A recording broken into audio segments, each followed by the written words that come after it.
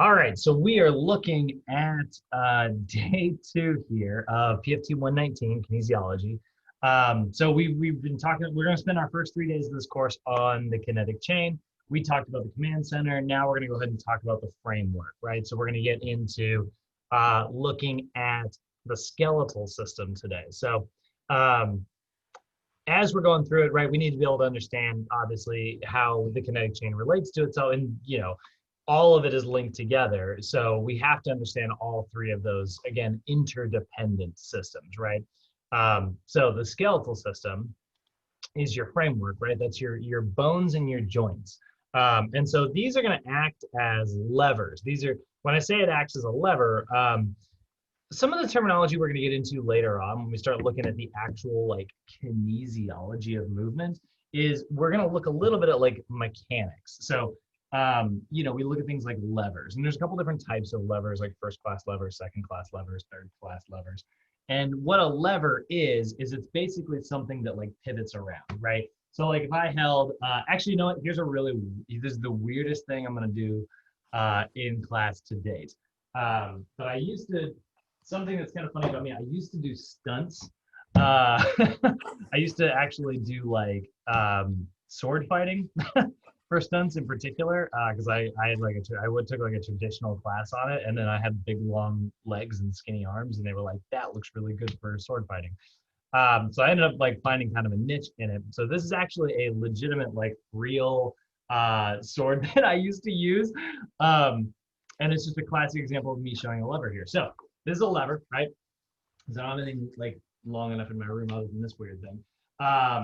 And if I hold it here and pivot it like this, right, it's able to like make rotary movement. So I'm pulling on it from one section, right? So that would make this actually like what's called a first class lever. If I were to put my like pivot point in the center like this, and now like something can pull on it on this side and it would pull it this way, or if it relaxed and then something pulled on it on this side and it would pull it that way, that's a second class lever. It's kind of like a seesaw, right? So there's different types of levers out there.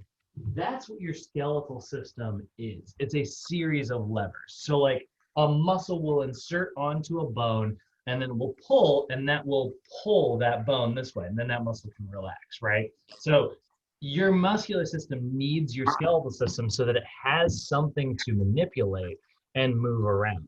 And that's sort of how you're, again, like the kinetic chain here, that is how like it's arranged in such a way that it is able to produce human movement, right?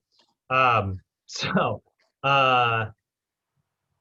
right, so let's go ahead and take a look and define our skeletal system here, right? So the skeletal system is your body's framework, and it is comprised of bones and joints. So when we're describing like the anatomy of things, we're not just talking about the bones. That's kind of where a lot of people kind of jump straight to, is they're like, oh, skeletal system, yeah, we're talking about bones.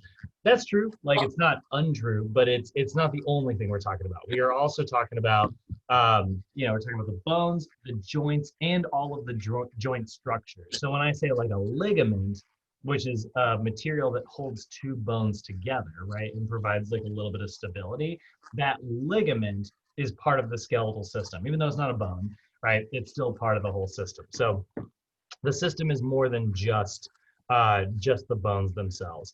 Hold on one second. I'm getting a text from a student.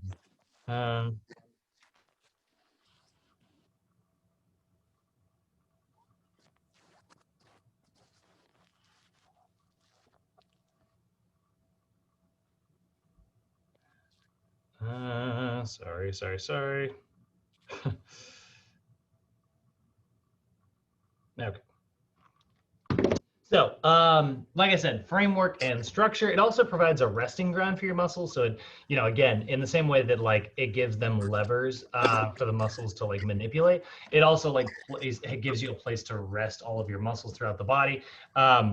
And if we're looking at it, right, they come together to form like joints, and those joints are what allow them to be manipulated, right? Like the meeting place for your bones.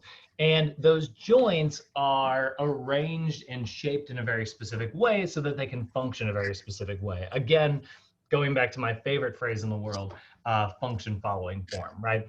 And so just as definitions, I don't think you'll ever get simple definitions, quite such simple definitions here, but bones are going to be provide a resting ground for your muscles. They protect your vital organs. Joints are the junction points of bones and connective tissue where movement actually occurs.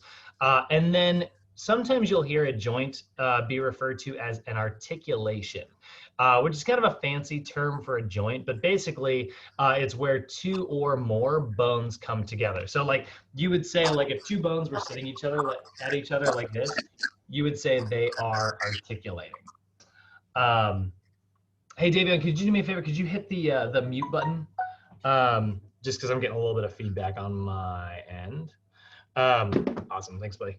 So that's our articulations, right? It's where the two kind of meeting places, right? Like if I thread my knuckles like this, right?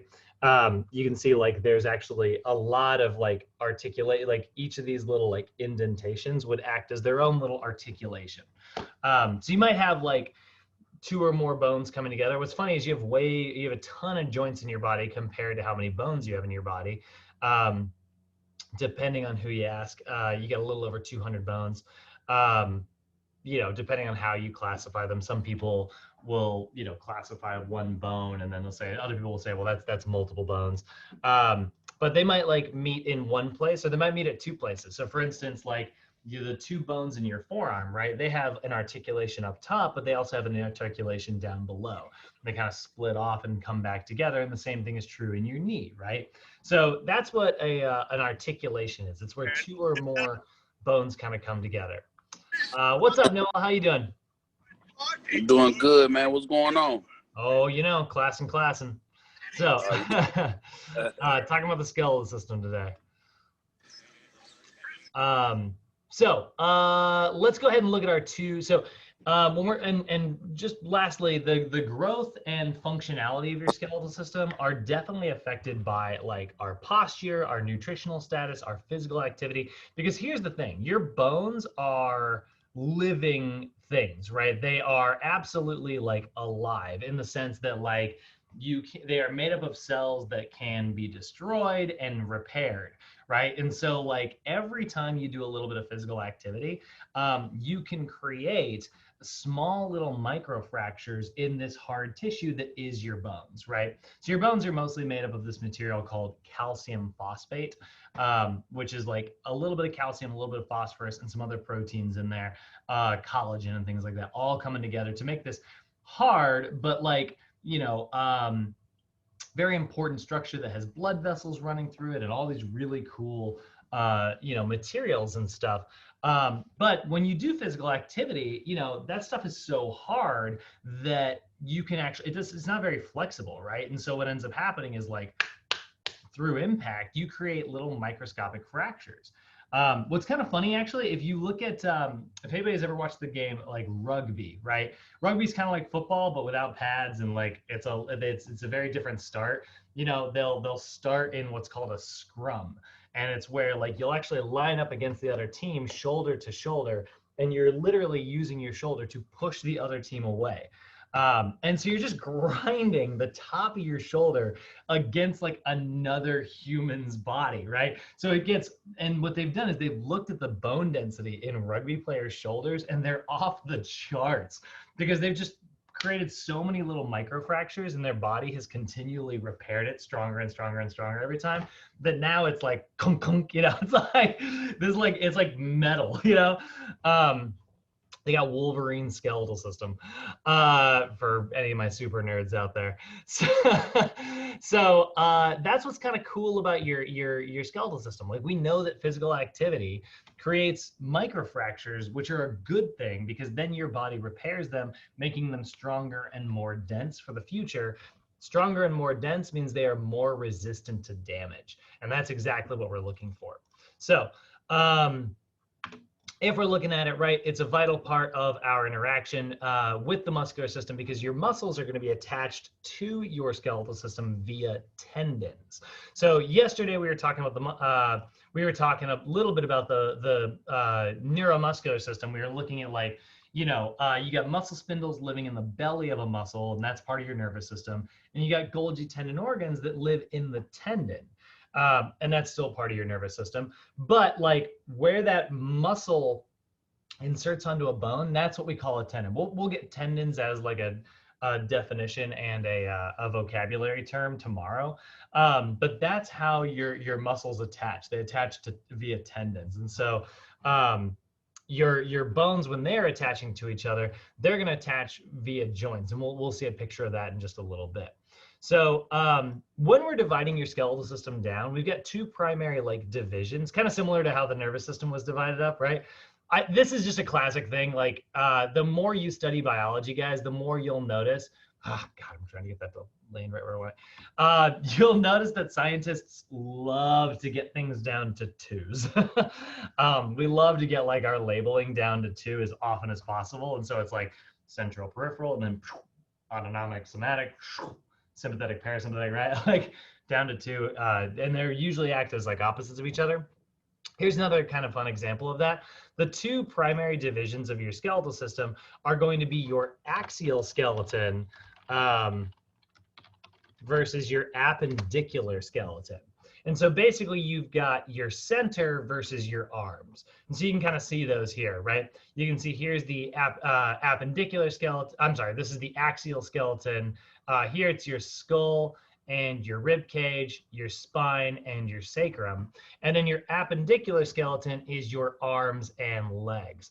And those also have like the girdles that hold your arms and legs onto each other. So like your scapula and your pelvis, those are both like what actually sort of act as the junction between the two. And that's what holds your legs or holds your arms on. And that's why your scapula and pelvis somewhat look similar to each other. I mean, obviously they're different, but you can see there's some similarities there. And both of these joints, your hip joint and your shoulder joint, are ball and socket joints, which we're going to be talking about today. So that's kind of a fun little bit there. You can see like the division between the two primary sections there. Now, going back to what I was talking about just a second ago, right? Your bones are constantly going to go through this process that we're going to refer to as bone remodeling, okay? Bone remodeling is the process of resorbing and forming new bone tissue. So it resorbs old bone tissue by taking any broken pieces and breaking them down. And then it takes those ingredients to build up new, stronger bone tissue in what it just destroyed, basically. So the process of breaking down old bone tissue in order to make new bone tissue, that's what bone remodeling is. And it does this because these two really cool little cells that are called osteo, so osteo for bone, clasts for, you can think like clashing, and that's what breaks down old bone tissue. So your osteoclasts are in charge of breaking down old bone tissue. I like to call them the bone breaker downers, right? And then you've got your osteoblasts, and osteo for the word bone, and blast actually coming from the word like germ, actually. So like, you know, germ is like something that kind of grows. And so like it's growing new bone tissue. And so that's osteoblast, right? And those are your bone builder uppers. So if we look at like this process of like osteoclasts versus osteoblasts, right?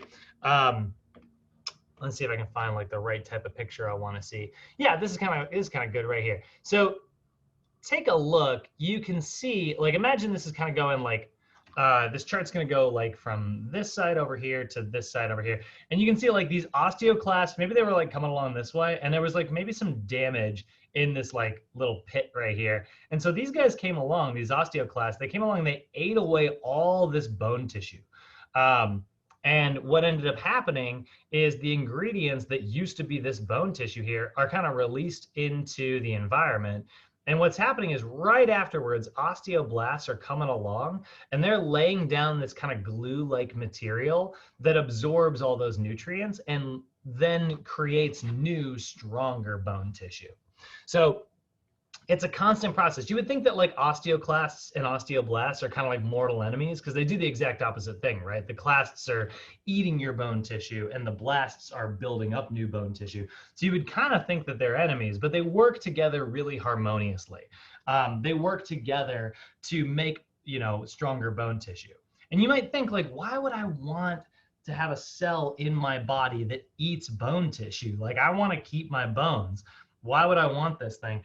But what happens is they're breaking down imperfect bones. They're part of your immune system. And so when there's an imperfection in your skeletal system, when it gets like some type of like microfracture, the osteoclasts are the ones that are going to eat that away and fix it, right? Like, it's I'm going to use this example. This is kind of a fringe example, but if anybody in here knows anything about welding, I know very little about welding, but I know this. What's kind of interesting is like a welded piece of metal that has been welded properly is actually stronger than just a straight chunk of metal. Like, where it comes together, it actually is stronger than it would be because there's just extra tissue there kind of holding it all together. And, that's kind of what we're seeing in our osteoclasts. They're eating down any imperfections so that you can lay down new, more efficient bone. Because your bones look like this, bone tissue. It actually looks, when you zoom in on it like crazy, it looks like this. It's this kind of small honeycomb shape, right? See all these little tiny holes, or there's like a really good example there, right? See all these little tiny holes? That's what your skeletal system actually looks like when you zoom in on it, which is good because now, like, if it were denser than that, we would weigh a lot more. And so then we would, that'd be a little bit difficult. You should see like a bird. Let me see, actually, bone tissue in a bird. Birds actually have like hollow bones. They've actually got these big holes. Like, they've got like the same style here, but you can see very much less dense already. But then there's also just holes running throughout their entire skeletal system. And that's what allows birds to be really light so that they can fly through the air. Our skeletal system somewhat similar, but this honeycomb shape, bone tissue, this honeycomb shape is really good because it allows us to have different materials that can then run throughout it, like blood vessels, for instance, and it's going to resist any twisting actions, which is a really, really, important part of your bones as well. And so, this shape here is good, but it's not going to be like perfect, it can't, it's not going to be like indestructible. So sometimes damage is going to happen, usually due to weight-bearing exercise. And that's any exercise that's working directly against gravity, right? So you're going to create these small little microfractures. And so luckily, you have got an immune system that is really good at repairing those microfractures, right? You've got osteoclasts, which are going to take any of the imperfect stuff and shave it down. And you've got osteoblasts, which are going to come by and build that new bone tissue back up. So when we're kids, for instance, kids are constantly, growing, right? They're going from having a small body to having an adult-sized body. And so like that growing process, when you're a child, your osteoblasts, your bone makers, are super, super, super active versus like a senior who is, getting into like seniorhood. They are actually, their osteoclasts for some reason become more active. Their bone breaker downers become more active, and their bone builder uppers become less active. So how do we like make sure that as we get older, we don't lose bone density? Well, one of the most important things we can do is just remain physically active. Your body has this really cool thing, which is whenever it gets damaged, your body builds itself up to be more resistant to that damage in the future. So, and this is kind of fun. We actually don't know why that is, but that's why our muscles grow, right? We do a bench press, your body goes, what happened? You destroyed my pec muscles, right? And so then it comes by and makes them a little bit larger and more resistant to damage. That's what strength training does. That's how we grow our muscles, right? Same thing's true with your bones. You're going to create bone damage. Your body's going to come along and be like, what happened? And then your immune system is going to break all those imperfections down and lay down new bone tissue. But your body is kind of like, all right, I see how it is. If you're going to break this stuff, all right, I'm going to make it, it's like Wile E. Coyote. It's like, I'm going to try a new plan. We're going to make some stronger bone tissue. We're going to reevaluate, right? And then you break it down again because now you can work even harder than you did last time. And I love it. I love this. One of my favorite facts. We really don't know why we do that. We don't really know why our body, Like your body is the most incredibly efficient thing that loves doing as little work as possible. And we don't really understand why our DNA is programmed to go above and beyond and make stronger tissue. We just know that it does. We know all the things that make it happen. We don't really know why still, which I think is really cool. So that actually used to be a fact in the old NASA. They were like, we don't know why. And I've always thought that was just kind of a fun thing to hold on to. So those are your osteoclasts and your osteoblasts. Definitely get familiar with those terms. Osteoclasts, bone breaker downers, osteoblasts, bone builder uppers. All right, let's go ahead and look at our types of bones here. So we got a couple different types of bones. And they're going to be labeled after their characteristics, right? They're going to be just labeled after how they look. And so the types of bones you've got are long bones. Long bones are long in nature. They tend to be long and cylindrical shaped. So like here's your femur, right? This is the classic like caveman bone, right? Like where it's like a weapon. And it's just because it's the longest bone in your body. And it has huge what are called epiphyses at the ends of them, right? And these are these little like heads at the end. And that's what gives them these unique shapes, or what allow them to have like their cool articulations. So for instance, like if you look right here, right? This shape right here, this is what sits into your pelvis. So if I pull up a picture of your pelvis here, if we look at this ball and socket joint, you can see where your femoral head inserts onto what's called your acetabulum. It's a fancy name for pelvis. And so your femur inserts onto that ball and socket joint, or is a ball and socket joint right there. And it just kind of sits in this little cavity. And that's really cool. Like that's a really great like shape to have, because ball and socket joints are the most mobile types of joints that you've got in your entire body. But then you see over here, there's kind of another like knob hanging off of this, right? There's this like big knob right over here, but that's not inserting into a bone, right? Like that's not, like this doesn't insert into a bone. So this actually isn't, this knob isn't so that you have a joint. What it's actually for is, this is what's called a process. In fact, this one's like a special type of process called a trochanter. And so this is what is sometimes referred to as the greater trochanter of the femur. And what this like knob does is it actually gives muscles a place to attach. And so if we look at like, you know, the muscle here, if you look at your tensor, what's called your tensor fascia latae, or your TFL, you can call it tensor fascia latae.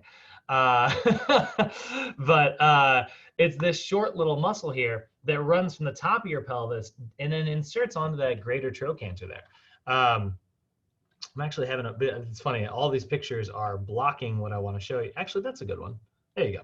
So you can see like it runs down here. And then see this section down here? That muscle actually continues down and becomes what's called your IT band. And it's all kind of one large section there. So you look at the shape of your bone, right? And again, we're going back to this concept of really trying to understand it, like function follows form, right? It's shaped so that it can be really mobile where it's interacting with the skeletal system, but it's also got this really great knob, which will give a muscle really good grip. And the reason you'd have that is because your TFL is a hip flexor. It's in charge of pulling your hip up like this. It's an assisting hip flexor. It's actually assisting some of the main ones that we'll look at later. But like that's part of the reason it has to have this really big process coming off of it for muscles to grip onto. So those are your epiphyses. These are the ends of your bones, right? This section here and this section here. By the way, you can see this is like your knee right here. And this is gonna sit on top of your tibia, and then your fibula is gonna come up off to the side here. So again, really cool shapes, right? And then you can see this middle section here, that's called your diaphyses. That's the long shaft. And this is actually where, in especially long bones and especially your femur, you are producing your red blood cells. So how cool is that? Like you think your skeletal system, you think of it as like being responsible for like, you know, giving me a framework and like protecting everything, you know. I could have done this. Like that's like all, like that's what your skeletal system's for. But It's also in charge of making all of your red blood cells, which are responsible for delivering nutrients throughout your body, removing waste from your body. And they act as your immune system because you're also going to produce your white blood cells in your skeletal system as well. So an incredibly, incredibly important part of our system here. However, in this class, we're not going to really talk too much about red blood cell production, just because we're primarily spending our time on movement. So now, when you look at a long bone, you're going to see some cool stuff. You're going to see articular cartilage. There's always going to be cartilage at the end of most of your joints, right? And that's there just to make sure there's not too much friction so that your bones don't heat up while you're doing stuff. And you're going to see like what's called a medullary cavity, which is this section here. That's where all that those blood cells are getting created. But our next type of bones that we've got are going to be your short bones. We got long bones, which are long and skinny, and you got short bones, which are flatter, and they tend to be like, sometimes they're referred to as cuboid bones. So sometimes these are referred to because of their cubical shape, right? And so short bones are kind of cool. These are like the bones inside of your hand and your wrist, right? So like your palm, like the palm section of your hand, these are what are called your metacarpals, right? And that's these bones right in here. Those are long bones, right? They may not be as long as your femur, but they're still longer than they are shorter. So they're, labeled after their shape. They tend to be long and skinny, at least in comparison to themselves. Whereas your short bones, or cuboid bones, are the ones inside of your wrist. And they're all these little bones that come together that allow you to have all these kind of unique motions here. So you can do all these like cool things. You can move your hand like this, and you can do this motion and that motion, right? You need a lot of different bones that can kind of all move together as like one big chunky part. Or I'm sorry, as several little chunky parts. So those are your short bones. Then you got flat bones. Flat bones are like your scapula is a really good example of that. It's flat in nature. This is kind of cool because it's got all these kind of, rather than having like big processes like this instead has like some dents on it that allow muscles to kind of get a grip that way. So they tend to be a little thinner, a little protective. And then you've got irregular bones, which is kind of feels like the scientists who are labeling all these things just ran out of names. But these are all your weirdly shaped bones. They couldn't, they were like, I don't know, pointy bones. They call them irregular bones. And your spine's a really good example of that. I mean, look at each of these individual little spinal discs here. You can see they've got a really cool little shapes there. And all these little ridges, not only does that allow like your nervous system to like be protected by this long column here, and then nerves can branch out from there, right? Like we were talking about yesterday. So you get your central system being housed inside, and then you've got your peripheral system, which is going to branch out from there. But you've also got all these little processes that allow muscles to attach to those, and that's what allows you to kind of twist, in different directions there and do some really cool stuff. So those are unique in their shape and very unique in their function.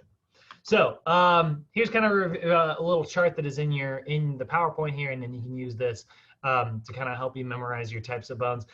However, I don't think you need to spend too much time memorizing these.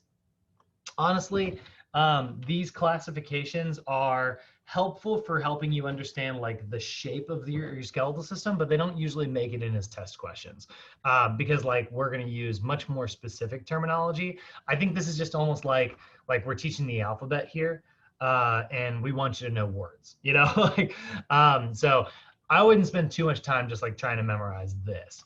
But you got long bones, again, your humerus, your femur, those are really good examples. You get short bones, the carpals in your hand, the tarsals in your feet, your ankle. Those are really good examples. Flat bones like your scapula, and even your patella is considered a flat bone actually. Your kneecap, it protects those delicate structures inside, but also is important for other reasons. Irregular bones like your vertebrae.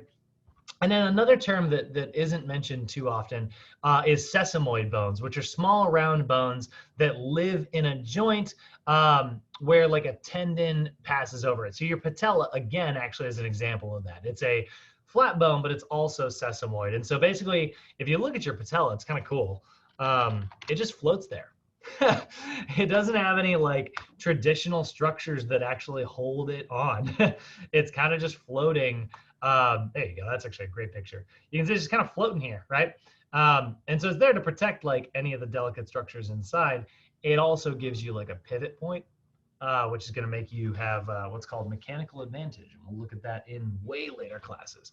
But that's what's kind of cool about sesamoid bones. They kind of float around.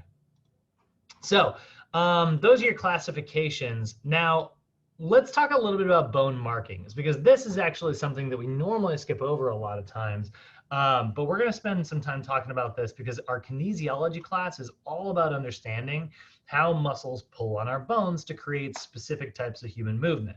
And so our bone markings are what are very important for allowing those muscles to get a good grip. Think of it like a rock climbing wall, right?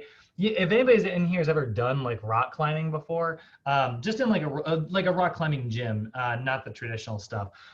There's kind of like two main types of like, holds. They mark them off where it's like, this is an easy route, that's a hard route.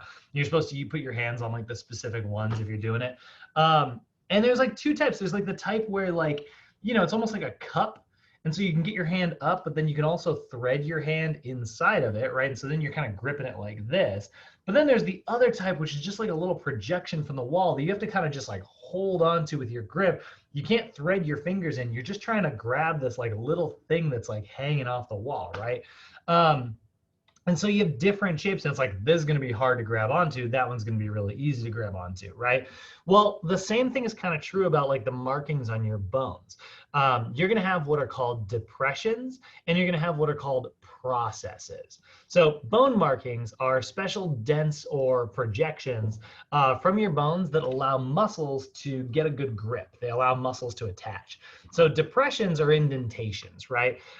Really common depressions you've got are sometimes they're called fossas or sulcuses. But basically just know there's a couple other ones. Just know the general term depression. That's about as far as we need to go with it. And so there's a depression actually right here on this, what's called the spine of your scapula. So this is kind of funny, but here's your scapula, right? Scapula, by the way, means shovel in Latin, because this kind of looks like a shovel head. But if you look at this, there's this ridge along the outside here. That ridge is called the spine of the scapula. And it actually kind of hooks around, although you can't really see it very well in this picture. But you see this little like shaded part here? That is a depression on the spine of the scapula. So if we look at the spine of the scapula, if you look at it here, if I pull up a real one, if I can get my hands on a real one, maybe not. Oh, come on, help me out. Come on, Google.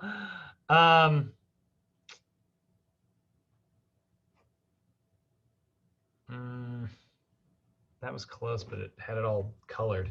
All right, we'll go to a picture. Yeah, you can kind of see it. Zooming in like crazy. So you can kind of see this little ridge right here, right? This little dent.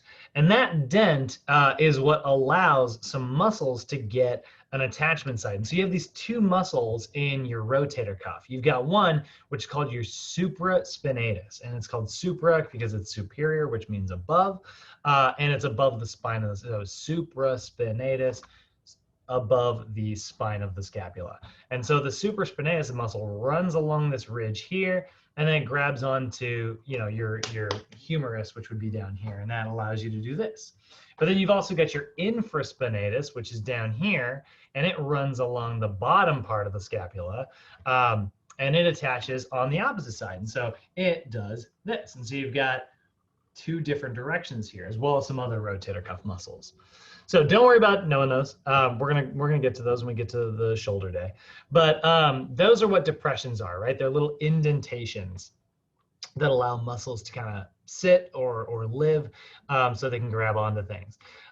Then we've got processes, which are much easier to see and much easier for me to Google. But processes are projections from your bones that allow like muscles, tendons, and ligaments to attach. So like, processes are kind of like I was just talking about with that rock climbing wall, right? So if we look at like a process, of the, let's say, oh my gosh, there's so many different skeletal processes. Let's do that. That'll pull up pictures. Look at how many different processes are out there, right? You can see all these little projections. Actually, here's a really good one. Let's look at the humerus process. So here's the top of your, this is the upper section of your arm, right? So this is your humerus here. And again, you can see like it's got the ball and socket head. And then it's got this little like depression here called a tubercle. But then it's got this process over here. And that is actually what allows your deltoid muscles to grip onto. Look at how tiny that little projection is, but that's what allows your deltoid muscles to basically sit over top of the bone and grab like this. And then when that pulls like this, that raises your arm up like that. And then you've got other muscles that are attaching below the armpit and some that are coming around the arm. And that's what allows you to do all these different, directions, right? We can do all this really cool stuff with that super mobile ball and socket joint. Oh, look at that. That's an extra process that their bone grew. That's awful. That's calcification. That's actually, and that's a process that's not supposed to be there. So processes, the common ones you've got are sometimes called condyles or epicondyles, tubercles, trochanters, things like that. That trochanter I mentioned earlier, that's the one out there. You can feel that, by the way. If you feel on the side of your hip, like off, and you just, you're kind of going down, like here's your hip bone, like way up here. And then you kind of go down, it'll get kind of squishy where there's some muscle. And then you go down a little bit further and you'll feel again, like now you're back into like bone territory. That is what's called your ASIS, and that's your greater trochanter of the femur. And that little TFL muscle, that tensor fasciae latae that I mentioned earlier, it runs from right there to the right there. And the reason I'm spending some time talking about the TFL is because it is one of the devil's muscles. It's just constantly tight on so many of our clients. And so many people have an overactive TFL. You're gonna really wanna get familiar with how to foam roll that area because it is what leads to so many people having low back pain and knee pain and hip pain. My roommate has it right now, like just out of nowhere. He was like, hey, I'm getting this pain in my hip. And I was like, TFL, like instantly. And then I tested and then I was right. Don't make assumptions. I was like, oh God. So that's a bad thing to do, actually. But anyway, those are what depressions and processes are. We are going to be talking so much about those once we get into our individual anatomy later on as we're going through the body. Then we've got your vertebral column. All those are regular bones, right? And so these are, when we talk about your vertebrae, you've got some different sections here. You've got your cervical vertebrae, which is up here in your neck, right? So that's your cervical vertebrae. You've got your thoracic vertebrae, which is the upper back, right? So that's this section right here. It's in charge of like this stuff. And then you've got your lumbar vertebrae, where we see so many people starting to have like aches and pains. And that's that natural arch down there at the bottom. So when you look at someone's spine, right, you'll notice it has this kind of S shape here, right? It's kind of curved, right? And the lumbar, you're supposed to have a little bit of arch in your lumbar spine. Like you do want to have like a natural arch. But so many people you'll see will have like an exaggerated arch, or they'll have no arch at all, or they'll have like a lean back, right? Those are all going to lead to dysfunction, because that means that, like, if you look here, you can see all these little tiny, there's a little bit of material in between. Those are your actual discs, right? That's the actual, like, this is the disc here, but there's this material that runs between each of them that is designed to like keep your discs from, grinding on each other. And what will happen in so many people is they'll end up with like too much of an arch, and then the back of the disc starts grinding and the front of the disc is being pulled apart, or they'll have like no arch at all, and the same thing will happen in reverse. They'll grind the front and pull apart the back. And so, we want to have like a natural lumbar arch there. And that's why one of the things we're going to look at is, does your client, is their pelvis tilting forward or is it tilting backwards? Then you're also going to have your sacrum down here, which is the very bottom part of your spine. I'm actually having a little bit of trouble with my sacrum lately for the first time ever, and it's driving me crazy. And then you get your coccyx, which is your actual tailbone, down here at the very, very, very bottom. So that's your vertebrae, right? You've got your cervical, thoracic, and lumbar. If you've ever heard somebody saying they're having like L1, L2, usually it's L4, L5. Those are the problems a lot of people have. That is your L1, L2, L3, L4, and L5 vertebrae. And these two down here right at the bottom, because they're the ones that are dealing with all that pressure coming down from the rest of the body, compressing on that spine, and all the pressure coming up from the legs as it pushes into the ground. The L4 and the L5 are usually the ones that kind of get beat up. So when you hear about somebody who has a herniated disc, it's usually those two, but it can technically, you can herniate a disc anywhere. So yeah, this is all the ones I just mentioned. That is sort of an overview of bones. Let's go ahead and pivot, no pun intended, into joints. That's a stupid joke that so far I think only I get. So joints are going to be where one or more bones articulate with one another, right? So where those two bones are coming together, again, we call that an articulation sometimes. And so here's a term, this is my favorite dumb definition, arthrokinematics. Arthrokinematics is a term that means joint motion. So a lot of what we as trainers spend our time doing is analyzing arthrokinematics, and are your joints moving the way they're supposed to move, right? That's what we're looking at. We look at like what posture is, right? A lot of times people will be like, I have good posture, and they walk around like this. And it's like, no. You have you're exaggerating your low back arch when you should be neutral. You know, you've got a good, your head's on top of your shoulders like it should be, but that doesn't necessarily mean you have good posture, right? It just means that you're arching your low back to make it seem like your chest is up. So we're looking at how their joints are moving. That's what arthrokinematics is, right? It's joint motion. And the reason it's my favorite dumb definition is because joint motion is literally shorter than the word arthrokinematics. The definition is shorter than the freaking word. How often does that happen? So arthrokinematics, arthro for joint, kinematics, or kinematic for motion, right? The three main types of motions that you're going to see are going to be rolling actions, sliding actions, and spinning actions. Let me see if I can find GIFs of this. So rolling action of a joint. Let's see if I can find a GIF. Come on. Oh, God, that's not what I meant. All right. This happened 6 months ago. That's not the first time I've done that. Skeletal system rolling joint. That almost happened last time that you tried to pull that up too. Yeah, I know. It's, you only think about what you're an expert in, Oh, that's creepy. Why'd they put the eyes in there? Ugh. There we go. Okay. Well, kinda. That's really close, actually. This one? There it is. Okay, so that's the rolling action, right? So that's the rolling action. A lot of your joints can make that action. A lot of joints do the rolling.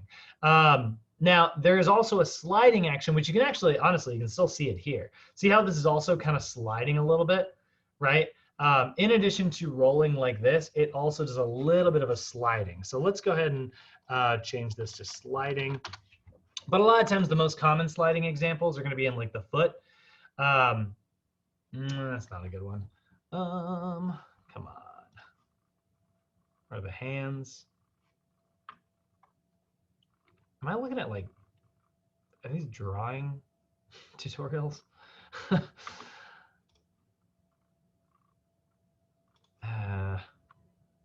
Okay, well, that's the next one. That's spinning. I'll keep that open because I need it for just a second. Sliding.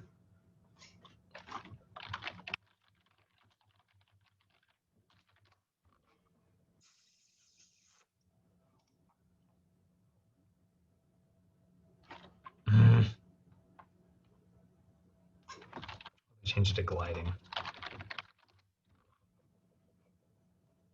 Okay, well, here's kind of what I'm talking about. You can kind of see it happening in the discs here.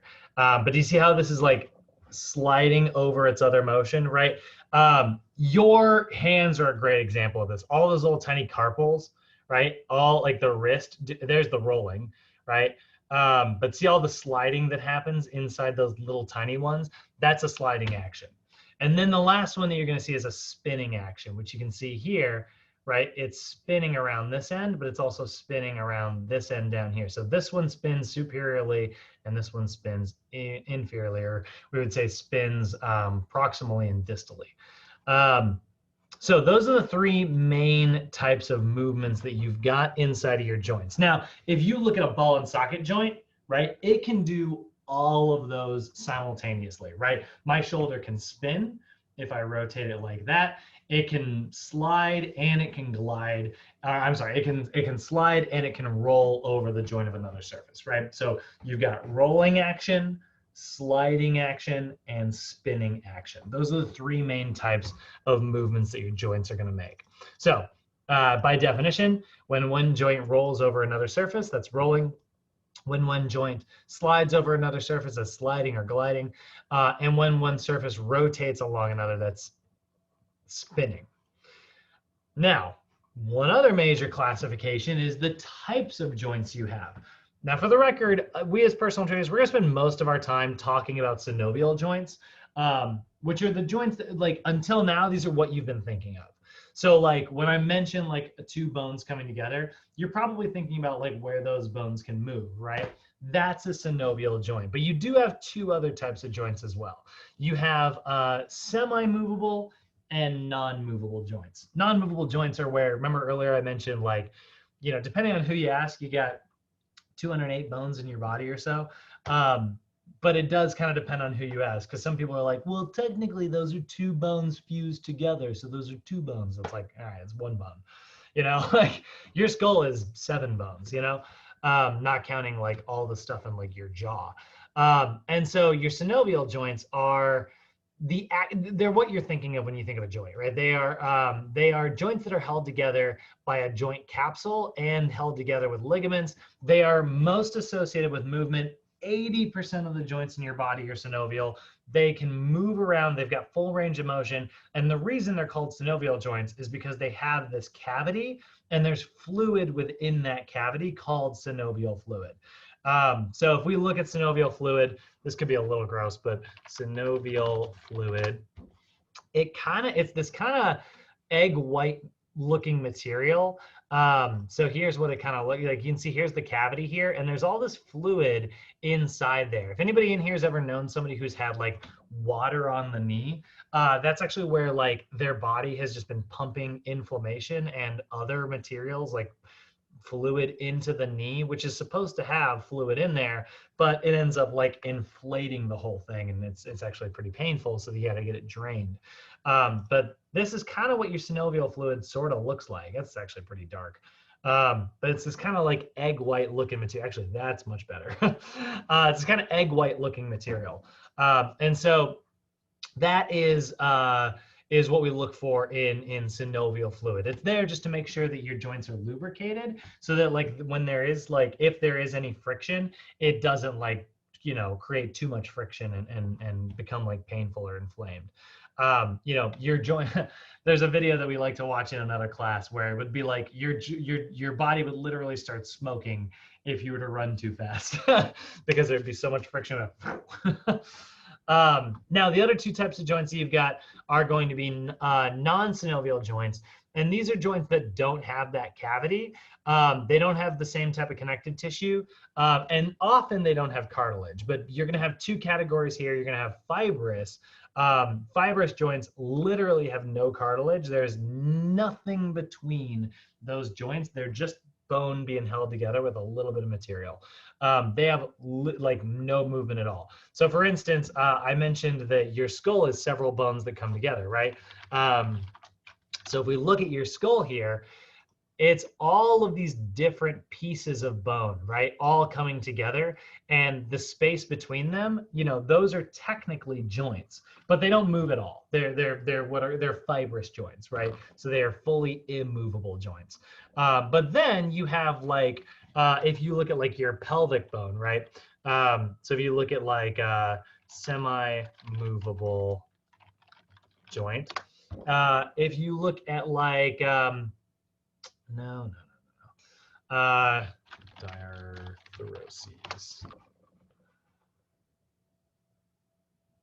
Yeah, that's not really what I'm looking for, internet. All right, we'll just look up the pelvic. So if you look at like where your pelvis comes together right here, right, that's called your pubic symphysis. And that right there, it's designed to move a little bit like this. It's designed to move a little bit like this, and it can do a little bit like this. But for the most part, it's really not supposed to move. And so that is a semi-movable joint. The same thing is true with your sacrum right here, right, where these two bones are coming together. This is actually, like I said, I was having SI problems. The reason why I'm having so much trouble is because basically this non-movable joint, this ridge right here got moved to the other side of the bone. And so like it's basically sitting in the wrong spot, which is why I need my chiropractor to clunk it back into place. That's what happens when you dive improperly. So those are the types of joints that we've got. And here's some really good examples here, right? So non-synovial joints, like the sutures of your skull. You've got synovial joints, which are going to have that big joint cavity. Your knee is such a great example of that. You've got gliding actions like the carpals in your wrist, right? You've got condyloid actions, which is like where a condyle like sits into another hole, right? That's going to make that rolling action. So like also in the knee there. You got hinging actions, right? Like in your elbow, that can make a hinging action, which is kind of cool. You've got saddle joints, which are really unique. Saddle joints are where you've actually only got one joint in your whole body that's a saddle joint. And that's where like it kind of sits on another one. That's your thumb. That's the only saddle joint you got in your whole body. This is totally unique. It allows, your fingers can do this, and they can do a little bit of that, and they can do a little twisting, but your thumb isn't quite a ball and socket joint, because you'll notice like when you get to this part here, it'll kind of like snap around to the other side. But it's really close to a ball and socket joint. Then you get the pivoting action, right? Pivoting action like in your elbow, right? Doing this. And then that ball and socket, which is the most mobile type of joint in your body, right? So those are kind of a brief rundown of all the different types of joints in your body. You've got the two major classifications here, synovial and non-synovial. And then you've got either gliding, condyloid, hinge, saddle, pivot, or ball and socket. And those are all the different types of classifications of joints. Again, don't spend too much time trying to memorize those. And get them all down like perfectly. It's just we're going to use some of that terminology every now and then. Like when I teach you guys about the shoulder, I'm like, here's our ball and socket joint, versus like over here where your collarbone, holds that scapula like onto your body, right? Like this is really only going to move just a little bit. It's only going to have a couple degrees of motion here. And so like it's just doing this kind of rolling action. So it's not super important to spend a ton of time memorizing. It's just some of the terminology we're going to use. All right.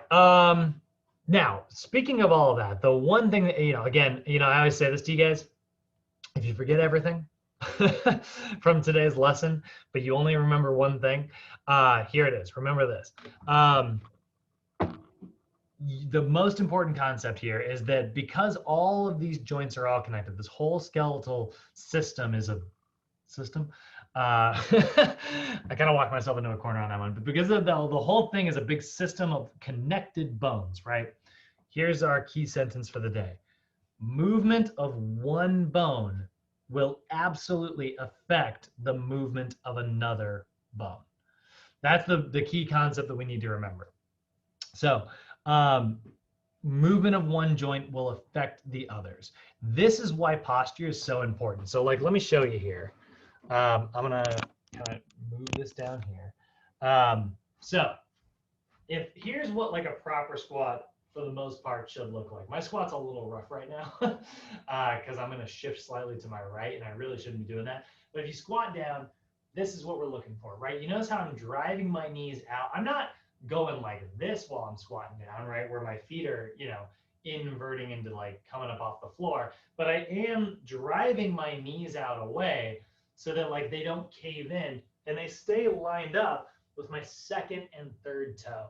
That's what you really want to look for in a squat. A lot of people will say you want to squat over your big toe, but your big toe, if you're doing that, that actually means that you are slightly what's called adducted. Your knee's actually adding towards your midline a little bit.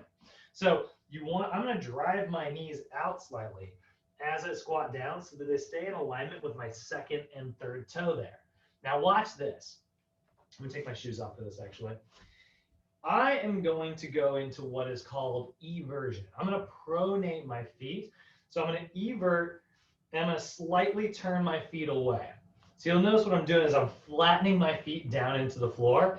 And now I'm going to try to squat and I'm going to try to push my knees out, but it really can't happen because I mess up my foundation, right? I stand on my feet, obviously, but like that's the foundation for everything. So now it's interacting with the floor and it can't move around. So if I keep my feet like this and I try to squat down, notice how like my knees came straight forward instead of going out like that. Like if I go out like that, my ankles have to come up, right? So my knee joint affects my ankle joint, which affects my hip joint. Or my hip joint affects my knee joint, which affects my ankle joint, right? It's all connected. And that right there is the number one most common movement compensation all of you are going to see in clientele. Like the number one most common postural distortion you're going to see is exactly what I showed you right there. You're going to see a little bit too much pronation in your clients. And that's why we have so many like hip, knee, ankle problems. Don't get me wrong, you get clients with shoulder problems too. You're going to have low back problems. Low back problems are the most common injury you're going to experience, but it's going to be caused oftentimes by dysfunction in the hip. And that's what leads to that problem traveling up. My kinesiology teacher, like the lady who taught me, well, one of them, wrote a really, like to get her master's, right? She wrote a paper on how ankle sprains can lead to shoulder impingement on the opposite side shoulder later on in life. And it was like it was like a connection between the two. And it's like that's about as far away as you can get, right? Shoulder to ankle, right? Like that's pretty freaking far away. But you think about it, like you have an ankle sprain, and when you have an ankle sprain, you walk around like this, right? You're limping, so you don't really put any pressure into that leg that's injured for a couple weeks.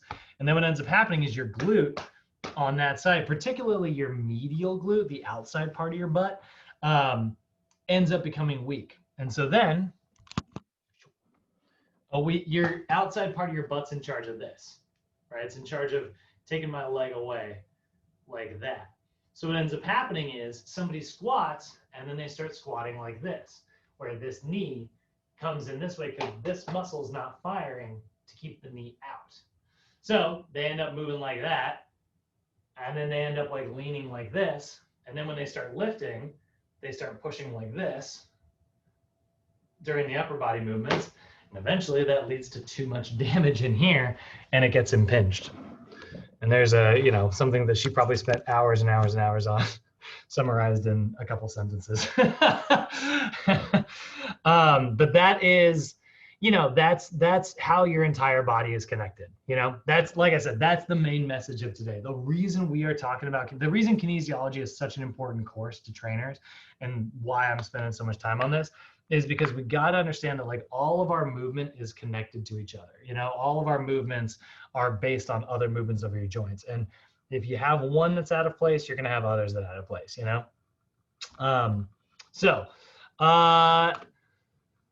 your joints, their function, right, is to provide a means by which you can manipulate your skeletal system. They do provide stability by, allowing certain types of movements to take place, but not all types of movements to take place. But the big thing, again, like I said, is that all of your joints are connected. Now, what provides all that stability? Here's one of our key pieces of vocabulary here, ligaments. So ligaments are, I have a love-hate relationship with this picture because you can see there's ligaments here, but there's also tendons here, and they kind of look the same in this picture. And a lot of times people tend to get ligaments and tendons kind of mixed up. But remember this, ligaments are the connective tissue that attaches bone to bone. So if you've ever heard of like an athlete, or if you've ever done it yourself or known someone who has torn their ACL, right? That's your anterior cruciate ligament.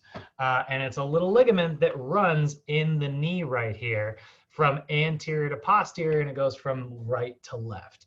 And so that is making an X. You've also got your posterior cruciate ligament, which is the other side of the X, and that's why it's cruciate, is because it makes a cross.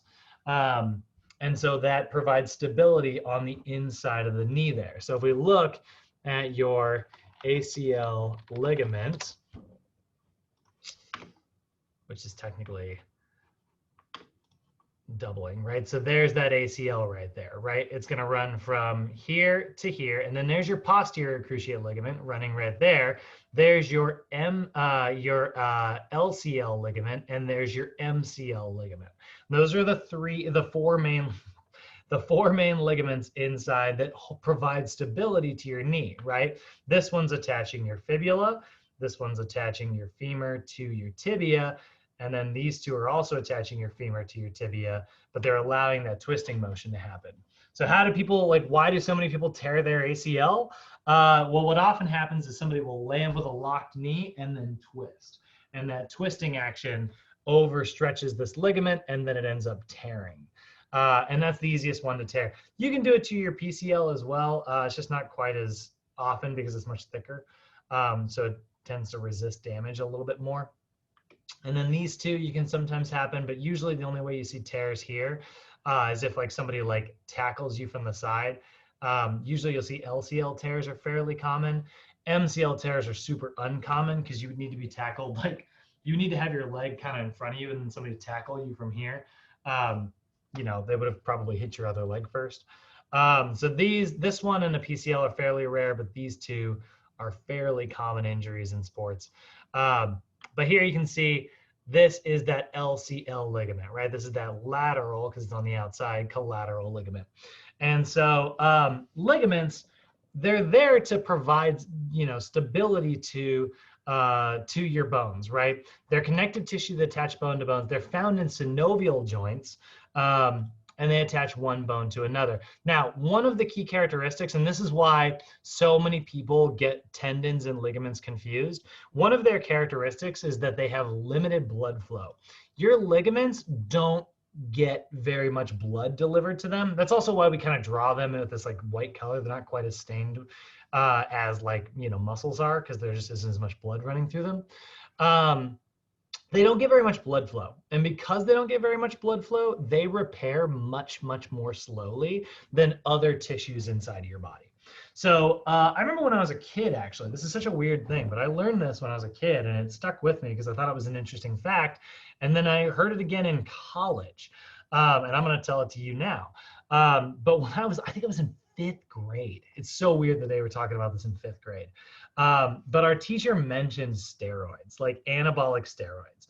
I don't know why our teacher brought it up, but he did.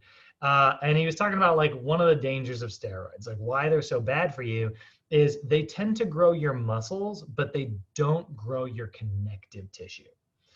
And that is not actually true. It's somewhat true. The thing is, steroids make everything bigger, but because blood flow goes to your muscles so much more than blood flow goes to your ligaments, they are growing at a rate of, let's say, 200%, right? and the ligaments are only growing at a rate of 100%. So like they're both going to get larger, but one gets more blood flow, therefore it gets larger faster. And then what ends up happening is you get these big, strong muscles. They're going to move your skeletal system, and your skeletal system can't keep up. And so all of a sudden you tear something, or you tear a tendon. Tendons also don't get very much blood flow. And that's where you see people like pull a freaking bone or pull a muscle right off the bone. Ligaments, poor blood flow, they don't repair as quickly. So how the heck do we give our ligaments time to catch up? If we're in like a big strength training routine, how do we give our ligaments time to catch up? Well, we're going to put stress on our connective tissue. We're going to put stress on our ligaments, that we're going to do exercises that cause them to grow and just give the muscles a little bit of time to relax. And a way of doing that is doing higher repetition in very unstable environments at very slow tempos.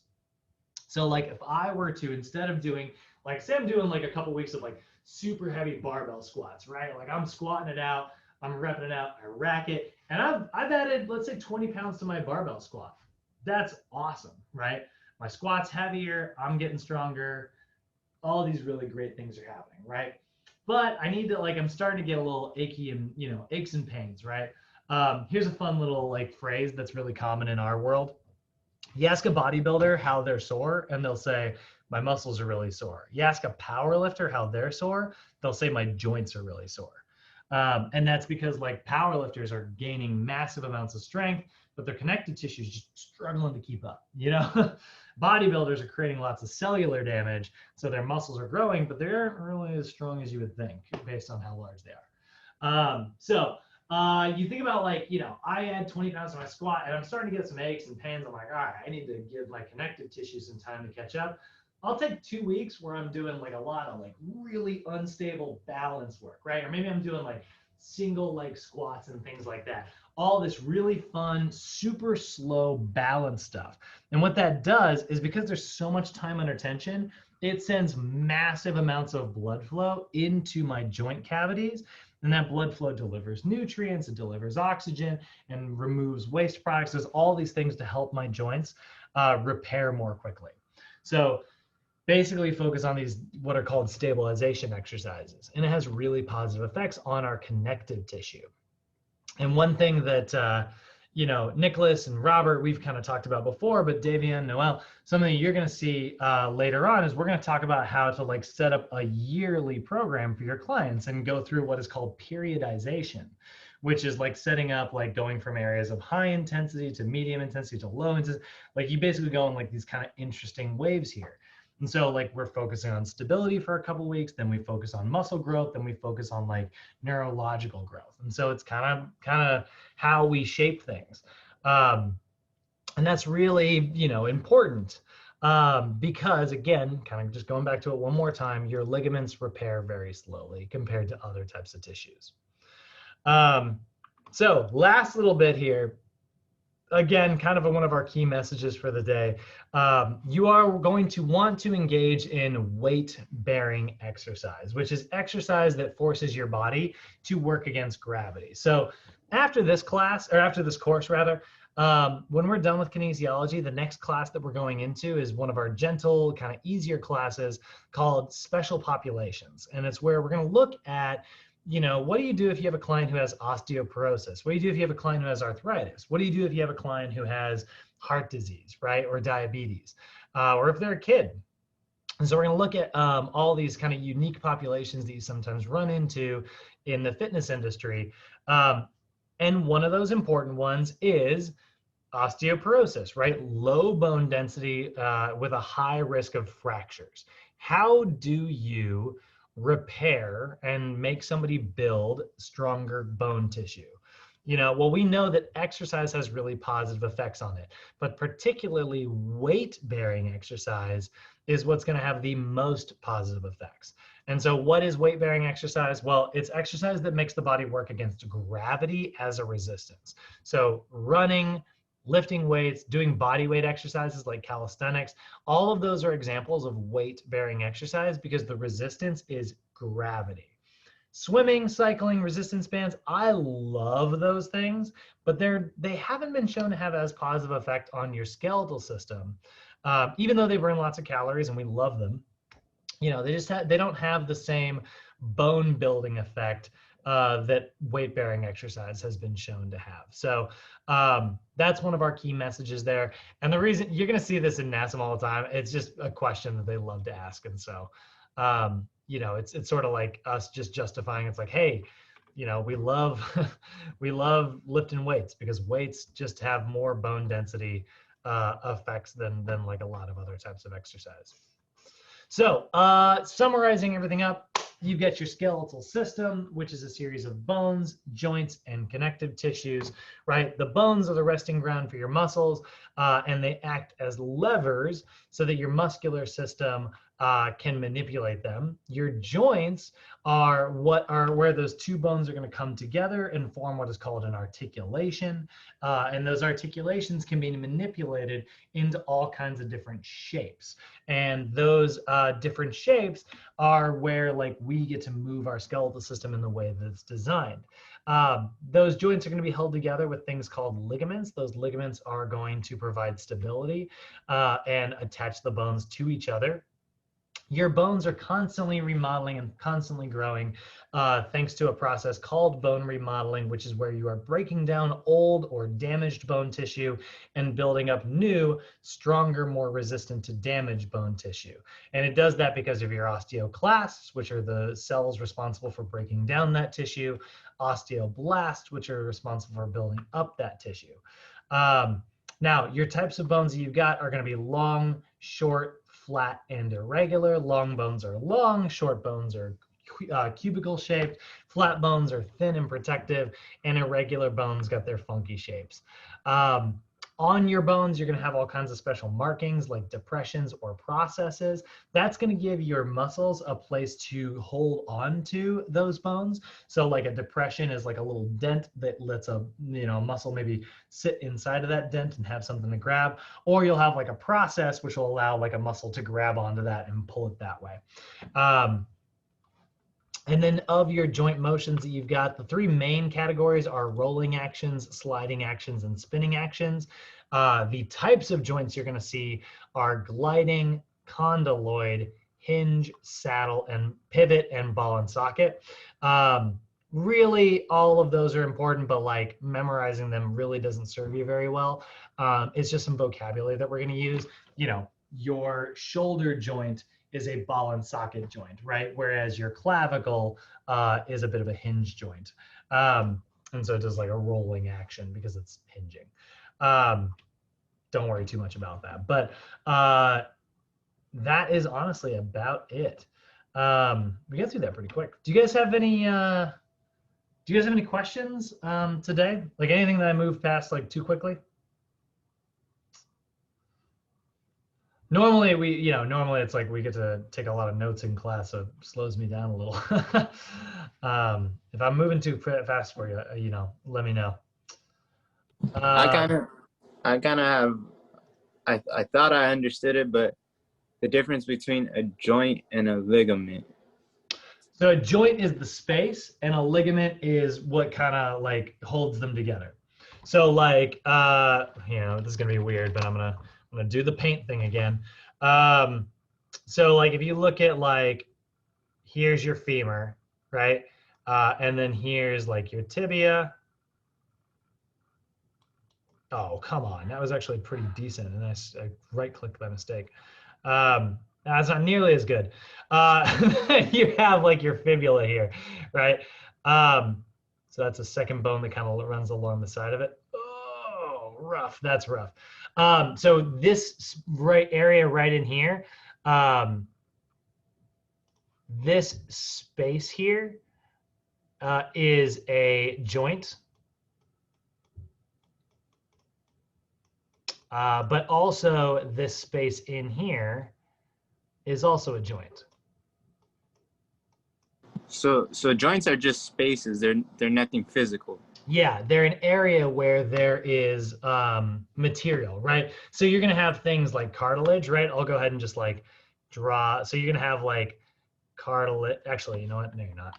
You're gonna have cartilage like here, and you have some cartilage here. But you're going to have other special, the knee is kind of unique. It has like what are called meniscuses. So you'll have some like other materials in there called a meniscus. So there's your menisci. But then you're also going to have like your ACL ligament, right?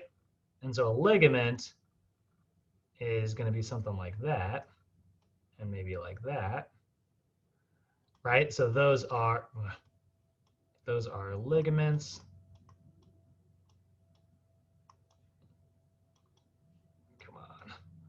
It's so much harder than you would think it would be. It's like, I use my mouse all day. I should be good at it, right?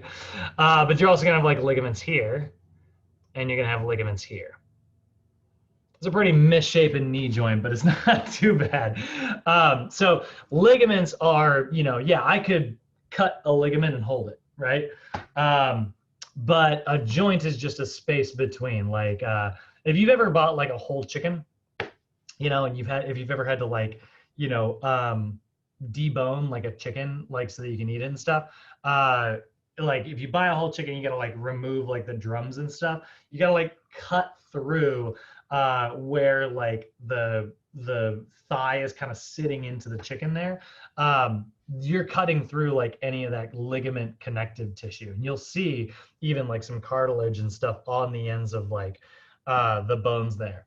But the space between them is the joint. The joint is like it's like an area of town, it houses all these special materials that we're talking about here. Does that make sense? Cool. That's not too bad. If it wasn't this little, like, if your bones are shaped like that, like rounded like that, that means that you as a baby did not get enough vitamin C. That is called rickets. But that's about as good a drawing as I can do. Did I say vitamin C? I meant vitamin D and calcium. All right, any other questions? Well, heck, all right, guys. Let me go ahead and take that off here. So, actually, you know what? Let me put it back on. Canvas. If you go to Canvas, you will find today's homework up there. So you're gonna get your first piece of homework today. Now, the way homework works, I'm gonna publish it here. The way homework actually works is and the video is not, you can see the video is dead. That's because I'm gonna put this upload up in just a minute. But here's the notes, right? You can click here to download them, and they'll open up, right? But you'll notice it says click here. Oh, where'd it go? Where am I? There we go. It says click here to take homework 1, and it does say it says unlimited time. I'm probably going to remove that. But if you click it, right, it's going to take you to this page here.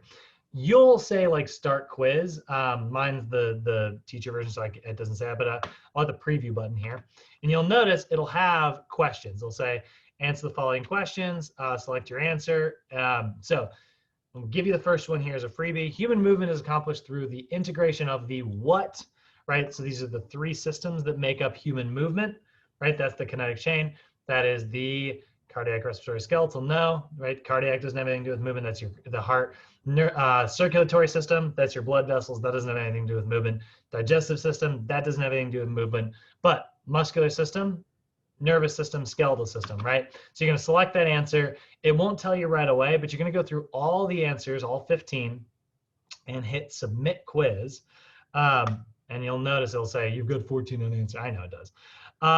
But if I go down, it shows me what the, I don't want to go too far. It shows me like what the answer is, right? And then I got it correct. I'm going to click preview again and do the wrong answer. So let's say I thought it was A. I know I've got them. So what'll be really cool is it'll actually show me the right answer.